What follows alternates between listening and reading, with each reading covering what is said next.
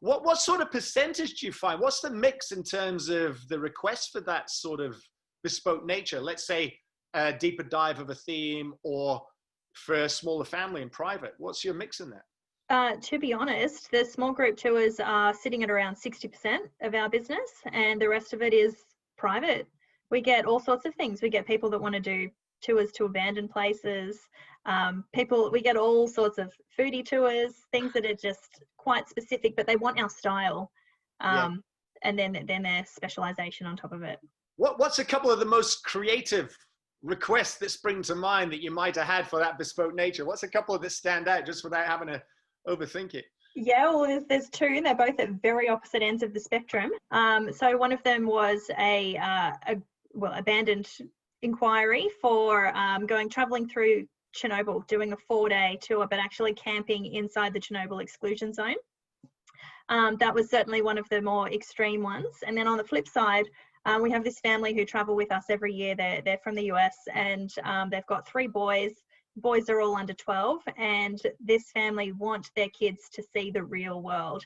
So they basically say to me, this is our budget, put something together and just debit my card, and then just send us the documentation closer to travel. Just tell us where you want to go.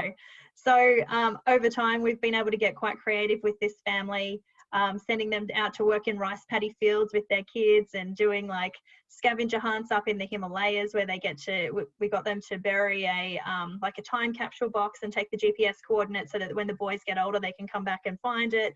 There's all sorts of things that we've crafted that are a little bit out there. But we love a challenge, so. I love that. You know, it makes me think, I'm not a big fan of watching TV per se, but with lockdown, I've been watching a bit, but more documentaries. And I discovered, have you seen that series, Dark Tourist? And I think it's the Kiwi, and I think his name, I haven't checked, but I think it's David Farrier. He's a bit like Louis Theroux, but the series Dark Tourist is literally about tourism to strange places. It made me think when you said Chernobyl, because one of his shows was literally going into where they used to do the nuclear testing. Okay. In the Soviet bloc, right? Where you go, why would you want to go there? But people want to go to these places, right? Yeah, they do. There's a world full of that, right? For sure. There's a world full of adventure and dark tourism as one way of looking at it, in a way that maybe many people don't think about. Yeah, there is, and it doesn't necessarily have to be somewhere controversial like Chernobyl. There's a lot of places, like I just finished writing an article that's going in our digital magazine about abandoned places in Taiwan, and using that as a concept for a photography tour.